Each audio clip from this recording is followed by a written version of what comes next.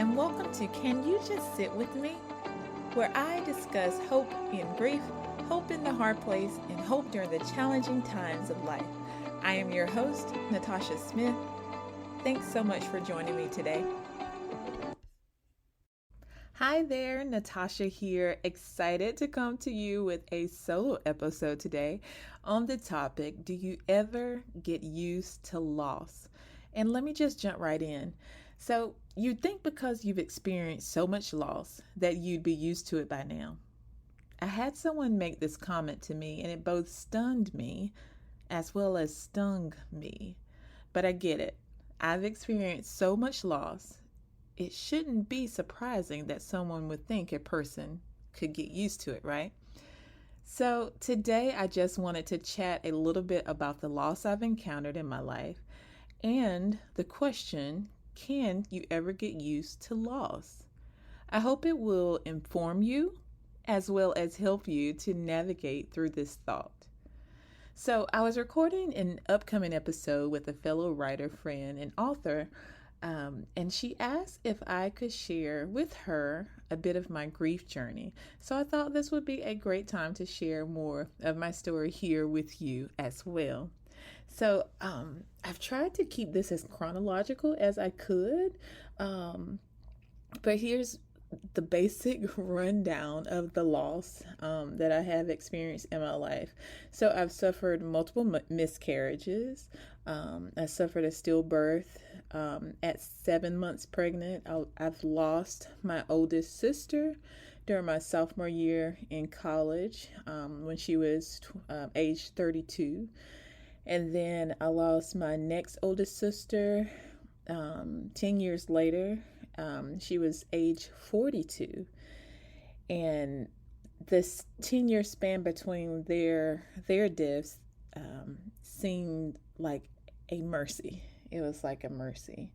Then my dad passed away 5 years ago, and that was super hard. And then my nephew was murdered 3 years ago. And my uncle died of COVID 2 years ago. And then my aunt and baby cousin were killed in a head-on car collision just last year. And so most of the loss that I've experienced has been before or in my early or in my 30s. And those are just the person losses. And if you kind of can recall, like some of the earlier episodes, or even some of the posts that I, publish, I talk about loss in the sense of it's not all about person loss. Loss can be the loss of things or time, or it's not just limited to a person loss. So I've suffered several, as I mentioned, person losses, but loss and grief, again, are not limited to the loss of life, but also non-person losses. And for me, that's been a loss of career, divorce, loss of possessions, loss of self and identity, and just a deep sense of grief over our world and over our culture and just some of the injustices that have taken place. And so there's so many things that we can grieve over. There's so many losses that we experience in our time. And so that is really like an overview of my loss story. And it's all been overwhelming, but God, right? He keeps me center, and talking with my husband keeps me center. And the word of God continues to bring me back to center, and healing through a safe community has been essential and key as well. And all of the losses and just the different types of losses that I've named here are still only some or just a part of my grief story. And you'll just have to wait to hear more, which I have included in my forthcoming book.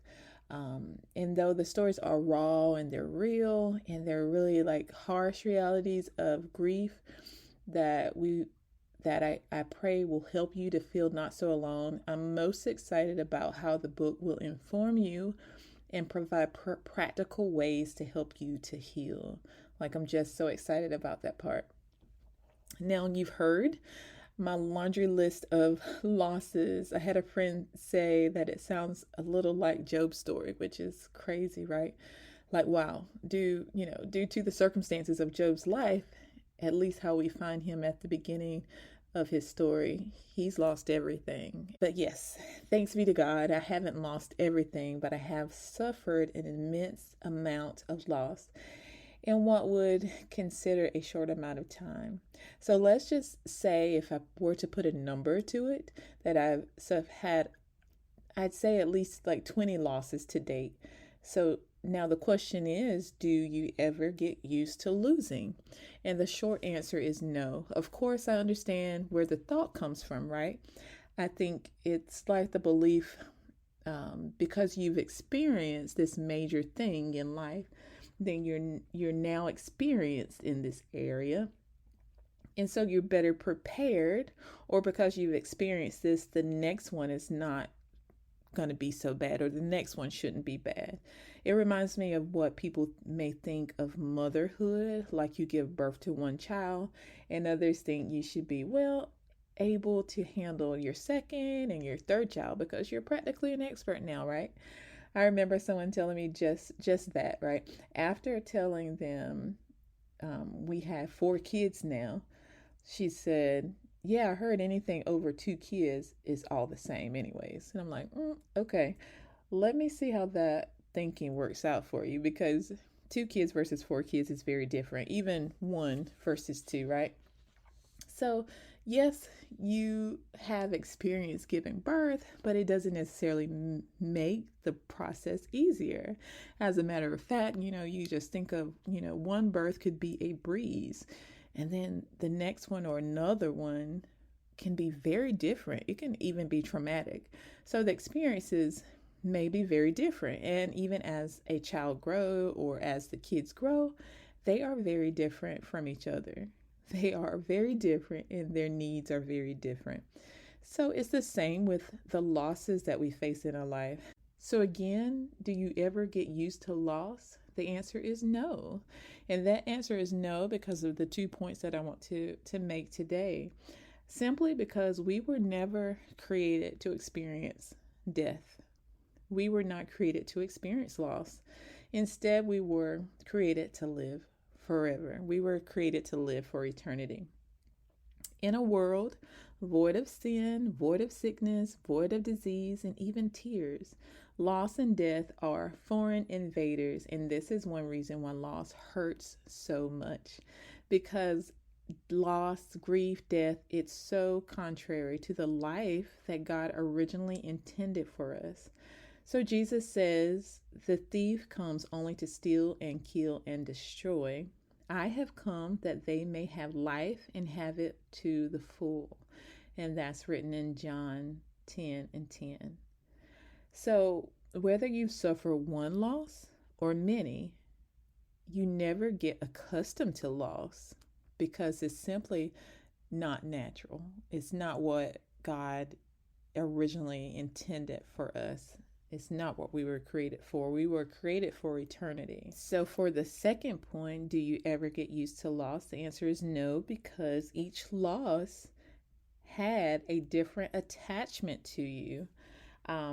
It is, think about the loss of a person. You related to each person differently. You had different attachments to each person, which in turn affects really how we grieve. So I can recall how I feel about the losses of my oldest sister and then the loss of my next oldest sister, both extremely devastating losses. They both died young, way before their time. They both died from complications of cancer, from variant types of cancer. Yet the grief I experienced was so different from one to the other. Both are unbearably hard, and both I still continue to walk out to this day. And I can go down the list. My relationships were all different, and they all held different spots in my life, and they all held different parts of my heart in life. And there's no wonder why it feels as if parts of us are missing when we lose a loved one or even something that we love. So For a quick recap, the 2 points made here: do you ever get used to loss? And the answer is no, because we were never meant to experience loss. We were never meant to experience death. And two, because of the different attachments that we have with the things or people we've lost.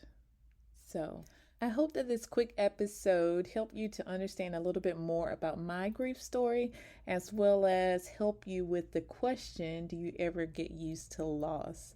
Until next time, thanks so much for sitting with me today. That brings me to the end of this episode. Thanks again for joining me, and thanks for listening to Can You Just Sit With Me? If you enjoyed the show, please rate and review us on Apple Podcasts, and be sure to come back for my next episode of Can You Just Sit With Me? Until then, this is Natasha Smith, helping you to find hope in grief, hope in the hard place, and hope in the challenging times of life. Be sure to connect with me across social media, Facebook, Instagram, and Twitter at I'm Natasha Smith.